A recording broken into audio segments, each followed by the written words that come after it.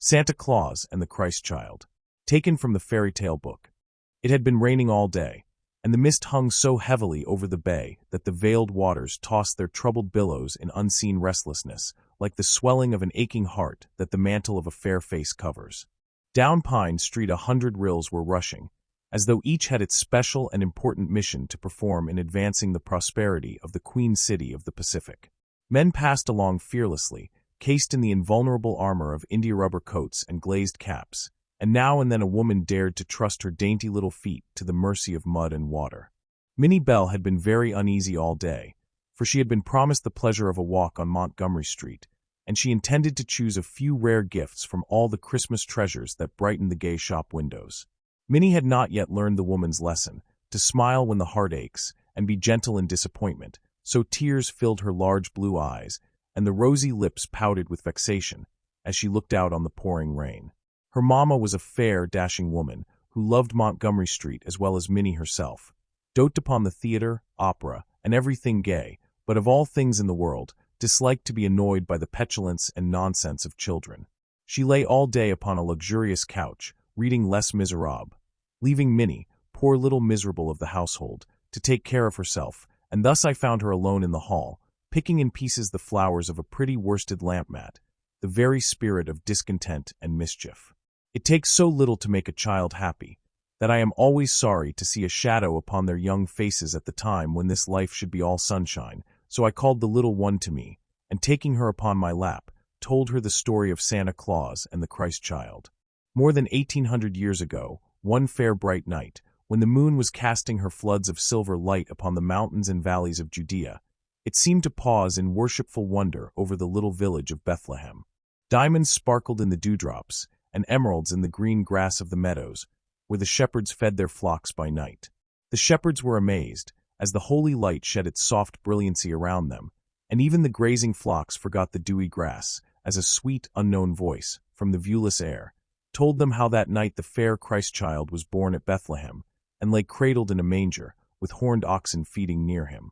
1,000 angel voices joined in the rich, deep melody of praise and gladness, and the first Christmas carol echoed and re-echoed through the mountains and valleys of Judea.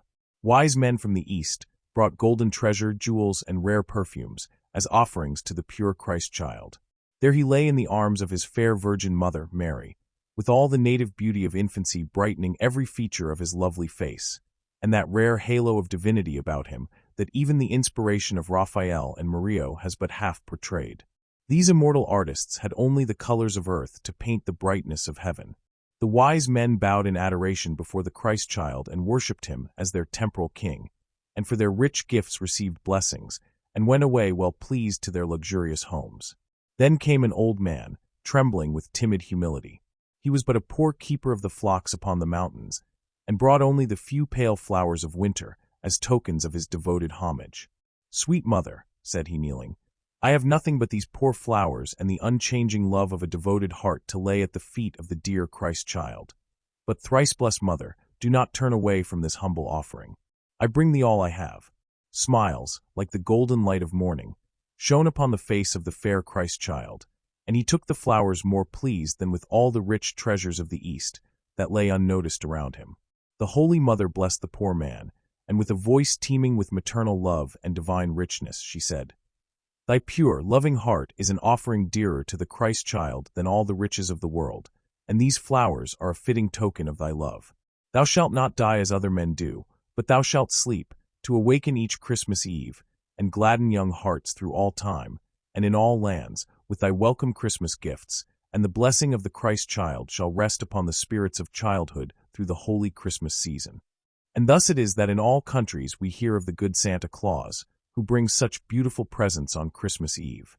In the cold north countries he wraps himself in furs, and rides swiftly over the crusted snow in a sleigh drawn by reindeers, his long beard shining with the frost of winter. In the sunny south he rides in a light car decked with flowers. "But May," said the now happy Minnie, smiling, "when Santa Claus comes to San Francisco he'd better bring his india-rubber coat and overshoes." "I've no doubt he will, darling," said I, kissing the little face beaming with earnestness and beauty. "And perhaps he'll bring his umbrella, too, but 'twill make him no Paul Pry. I'm sure he won't intrude." "No, indeed," said Minnie. I want to see him too much for that. Do you think, May, if I sit up till 10 o'clock, I shall see dear old Santa Claus? I think, little one, if you go to bed at 8 and sleep sweetly, he may come to you in your dreams. He generally manages to come when children are sleeping. Thus it was that little Minnie forgot all her sorrows and disappointments in the anticipated vision of the good Santa Claus. The rain fell heavily, but in the sunny heart of childhood all was happiness. Now a Merry Christmas to you all, young and old. May the blessing of the pure Christ child attend you, and Santa Claus be munificent in his beautiful Christmas gifts.